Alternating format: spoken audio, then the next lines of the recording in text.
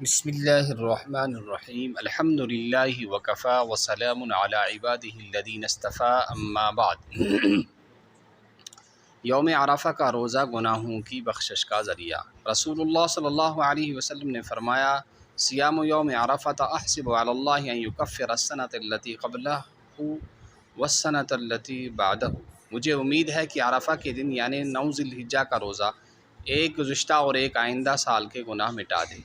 یعنی 9 ذی الحجہ روز تھاون پت میں ایک ؤریک تو آئندہ ایک ؤریک گناہ سنا مٹائت یعنی معاف سنا کرت۔ اتھے پہ جناب رسول اللہ صلی اللہ تعالیٰ علیہ وسلم ہندس بارس مز آمت رسول اللہ صلی اللہ تعالیٰ علیہ وسلم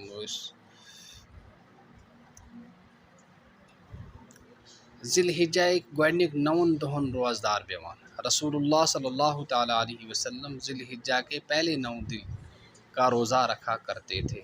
اللہ تعالیٰ ہمیں رسول اللہ صلی اللہ علیہ وسلم کی نقش قدم پر اور آپ صلی اللہ علیہ وسلم کی سنت پر چلنے کی توفیق نصیب فرمائے۔ والسلام علیکم ورحمۃ اللہ وبرکاتہ۔